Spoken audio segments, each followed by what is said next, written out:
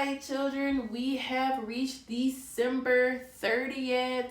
Happy Tuesday. I hope you had a great Christmas holiday. I hope you got plenty of gifts and love and spend time with the family. This is going to be the last Artist Corner for the year. Woo! We'll be going into January with a whole new lineup of topics to talk about. So be ready for that content. It's going to be so good because we're going to be in the process of promotion. And what does promotion look like? And pushing the work. We've already talked about promo. We've already talked about the releasing. We've talked about the registration. And I'm going to talk about why it's important to have all these things in place and give you a little story time of my personal experience with creating a project and not having everything in place the first time. And this is why I've done this, because I had to learn that these things are important. And I didn't know. I had no idea. I went in pretty blind my first go at it. And not to say that the person I worked with before didn't help me. I think I just didn't have the best understanding of what was necessary for me to have. And I think had I asked more questions and been more informed, I would have come out of this situation way better than I did. But let's talk about it. So for episode 13 to end the year, we are talking about why exclusive rights matter. Okay? Leasing beats feels like renting a car. For a little bit, it's fun to ride, but you don't own it. I leased beats on my first 2 EPs, and later I found out I didn't even own the rights to them. That meant limited monetization, distribution headaches, and I even had to pull tracks. There are 6 songs that did not make it to this album because they still have those old beats on them and they have to be redone. And I honestly just could not afford to add them to this album. They may show up on the following album, the self-titled album. They may show up on that one. But for now, they're kind of just hanging out in the dust. If you want a lasting catalog that works for you, buy exclusive rights. Or make the beats yourself. I mean, shit, there's a GarageBand now. There's so many tutorials that it can help you learn how to use instrumentals, and you can get a MIDI keyboard. Like, I have friends send me stuff about that all the time. And for a bit, I did have my own personal studio. I had my Scarlett, my AKG mic, the headphones, my MacBook that's kind of too old for me to start doing. It's a 2009 girl. So when I got it, it was cool. But then I had a desktop that I also was using, but that also got a little too old. So like, there are ways for you to make your own beats. To be honest with you, if you have the financial background, buy the exclusive rights outright of the beat. Because that's what producers do. You can go on to beatstars.com and find exclusive beats and buy them straight out. If you can afford to, do it. At the time when I was coming out, I didn't even realize that I wasn't. So protect your art like it's a business. Cause it is. Protect it like it's a business. Cause it is. Your art is your business. You are the business. You are the company. Everything that you do, from your writing, from your painting, from your filmmaking, you are the business. You are the brand. So protect it. Can I stress that enough? Okay. So we're going to talk about a few things that I think this is why I had gotten so confused with beats and using BeatStars or using YouTube and finding beats. So difference. Leased beats versus exclusive beats. What each allows you to do. So we're going to talk about that. So a leased beat has limited things you can do with it. Sometimes they tell you that you can distribute to up to 5,000 streams. of them, you can make a little bit of a profit off of them, especially if you can contact the person, because usually you get a leasing agreement and they'll give you their BMI information, they'll give you their name, so that you can put into BMI or whatever their information, so that they're also collecting off of this beat, if you do decide to keep this lease beat. But you can only do so much with this lease beat before they say, hey, either you gonna pay me for it, because it's still open for anybody to grab it. Keep that in mind, because we're gonna talk about that. So if anybody else grabs this beat, I can't protect your, that you have it, because you haven't bought it. You're just leasing it out for me, and I'm just collecting royalties because you're using the beat and you can use it for profit. Now, some leasing agreements say, nope, you can't use it for profit. No, you can't promote this beat on any other of specific platforms. You can use it on YouTube and Instagram. Or you can get up to this many streams on Spotify, and you can only get up to this many streams on Apple. Like, that's a real thing. They literally, you have to be really careful about that kind of stuff. So make sure you lock in with that, okay?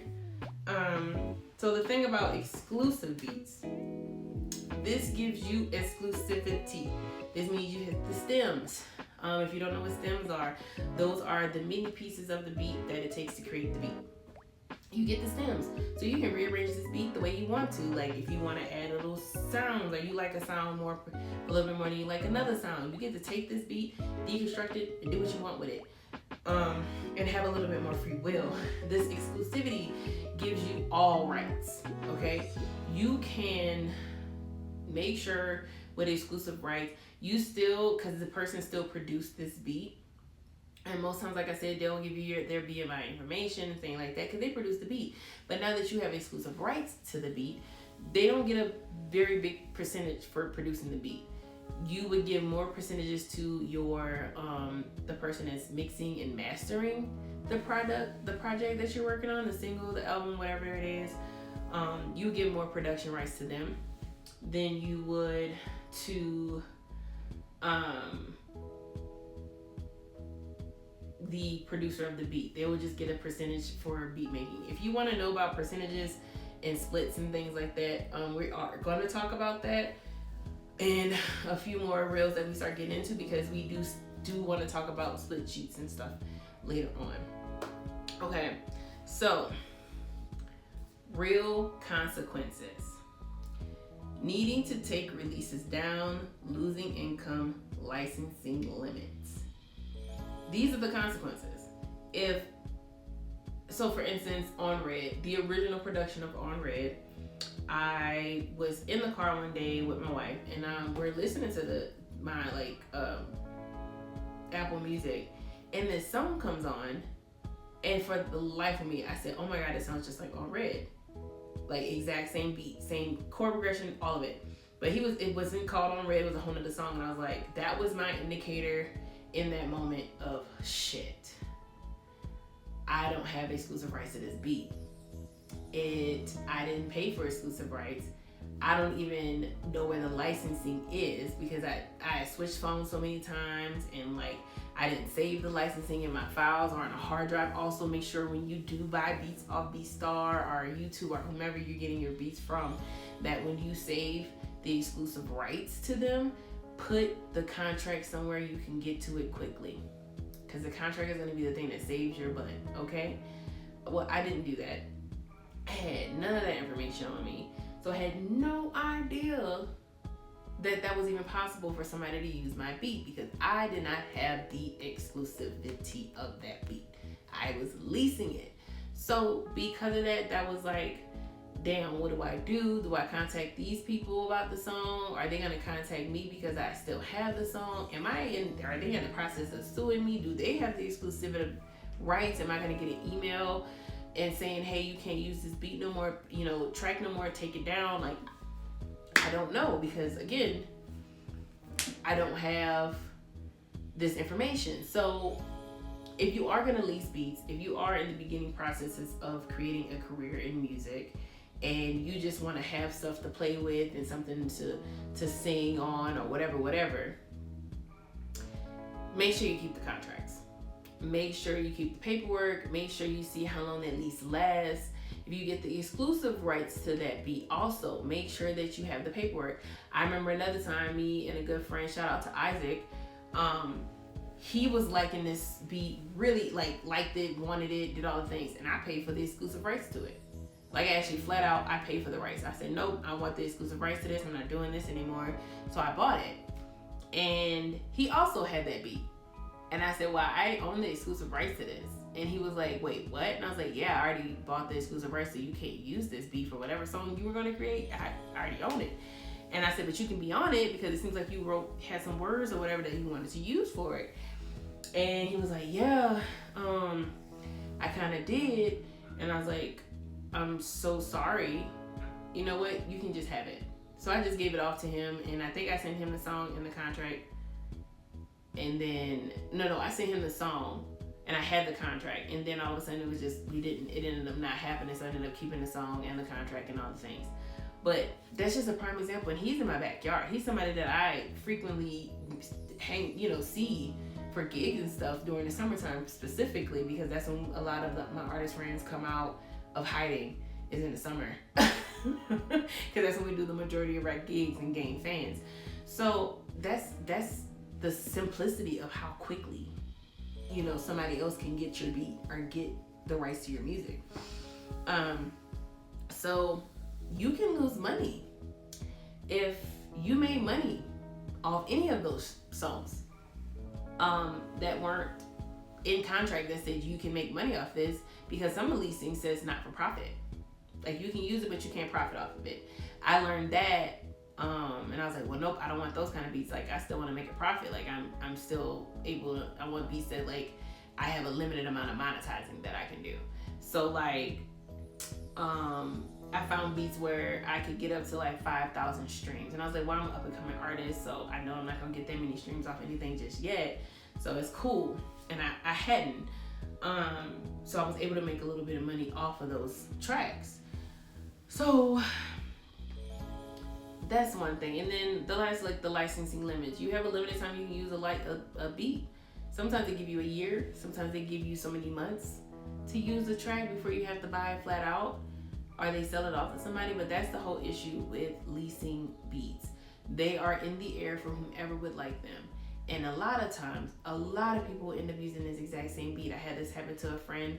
Her name is K Breezy. She's a local artist out here as well. And she had a track. Super dope. Love this track. And it's one of my favorites that she does.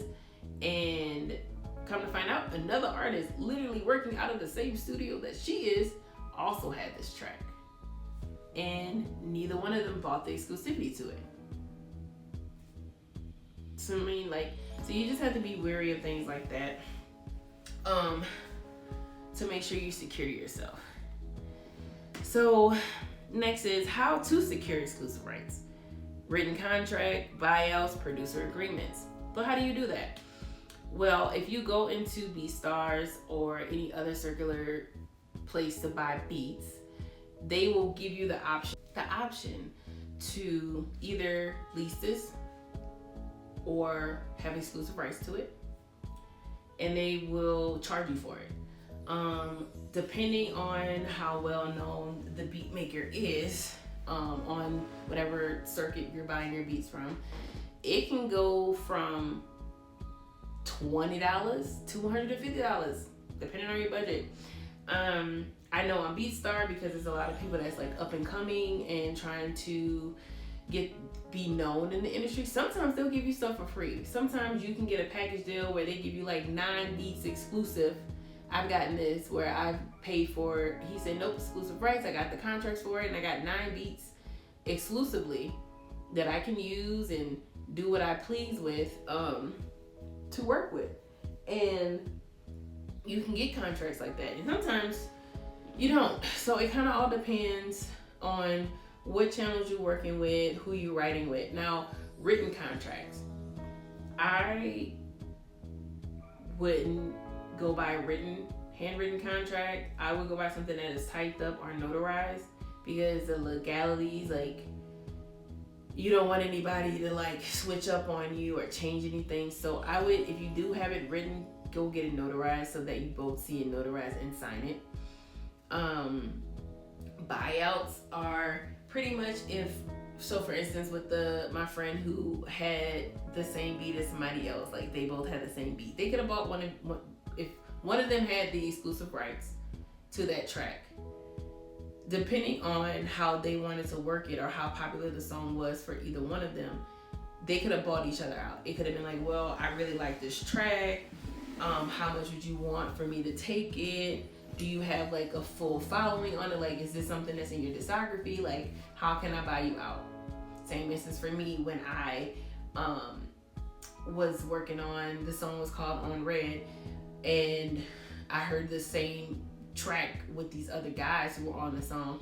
I could have found out who they were, Instagram, whatever, hit them up and say, hey, I noticed me and you got the same track. Did you get the exclusive rights on this already? And if they would have said no, I'm like, well, hey, can I buy you out of the track? And because I'm getting ready to get the exclusive rights on this, but like, I really want to buy this track out. Like, you gonna have to like negotiate it out.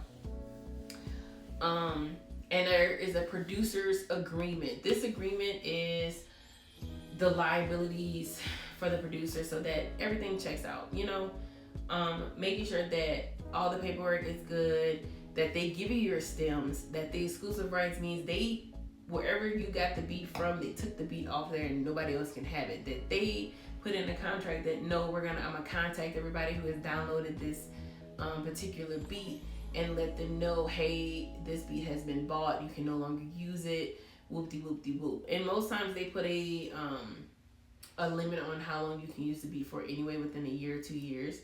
So a lot of times they cancel them out anyway. So alternatives, okay? Custom productions, co-ownership agreements, retracking. Okay, so these are really important. So custom productions. The whole second half of my album, besides one song, I custom produced. I had already played these songs on my guitar, or I had already thought of the song or the sound of it in my head and sat down with my producer and we came up with the beat for it.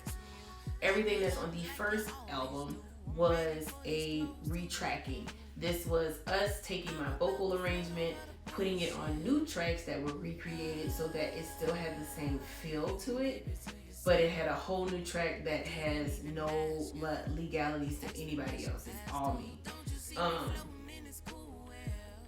This protects you.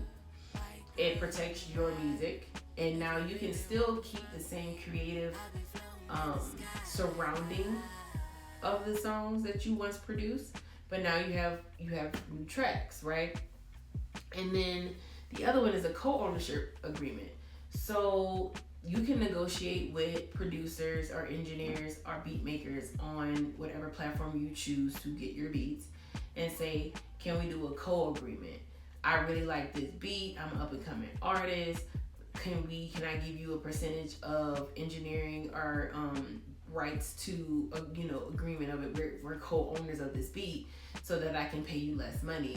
I don't want complete ownership of it. I would like partial ownership, but I want it to be exclusively to me, like kind of thing. That way their name stays on the production value of it. They get a good percentage of money for it, so they still get royalties off this track, even if they didn't mix, master, and produce it for you, like in the studio. So that's some other ways you can go about doing that. I personally think you should just get your beats custom production. If you're working with a really good engineer or beat maker that works at a studio, it would be more profitable for you to just customize the beat because you get more rights to it. Yes, the person at the studio has helped you create this beat, but it's off of your creative ideas. So that's something to look at. There are other examples of creatives that have to do this, like visual art, prints. film, music, design briefs. Um, in every medium, there is exclusivity and licensing that needs to be done so that people can't steal their work. A lot of artists use Pinterest, and if the painter, printer, digital person did not put their watermark in their work, it can now be circulated to as many platforms as it wants to be because it doesn't have a watermark on it. It has no identifier that it's their work. They can't sue you for using it because Pinterest is one of those platforms that you can do that on. YouTube is another platform like that where it says free lo-fi beats, and they'll have like a little bit of a licensing information in the description box, which usually isn't much different from a licensing from an actual studio, but there is no proper protocol in it. You would have to go to this person's actual page, go to their actual website, and find out the beat and the things and all that. But it's on YouTube, so everybody has access to it. So the same with film. That's why there's credits and director credits, and like at the end of a music video, the person that directed it and produced it puts their insignia or their name at the end of it to show that nope, I directed this. I have the film that did this. So if anybody tries to take it or promotes it or does something that says no, this is my film, he has or she has the original pieces of that. So some points to take from this as our ending of season or episode 13 of the Artist Corner for the end of the month is make sure if you're going to do this, get exclusive rights. Cut the middleman out. Don't do the leasing unless you're not really serious yet and you kind of just want to get comfortable doing it. I understand that, but if you're serious about this, get exclusive rights. Because you want to be a beat owner. You want beat ownership. You do not want to worry about having to deal with a middleman, having to deal with other artists using your beats. You don't want to have to deal with maybe not even getting to use yourself because somebody else has it. Like, it's just so much more to not have to worry about that. And then licensing, make sure that you choose the licensings that you want for your product. Look at producer agreements. When you work with a recording studio, talk to them about that. If they already have it where they can arrange the song for you, you get exclusive rights, you get the stems, you get the vocal, you get all the things for it. Lock in, do that. Get everything that you can get out of the deal with these people. And like, as you're developing as an artist, you want a catalog. You want a catalog and you want a protection of that catalog. You want to make sure that every song in that catalog is accessible for you to make a profit. So, I love you like children. This has been an amazing Artist Corner for this month. I've thoroughly enjoyed it. And for our next month, we are going to go into catalog building versus just dropping songs. So, if you're locked in, I'm locked in. Happy holidays to everybody. Have a happy new year. And we will see you next Tuesday in January. Love you like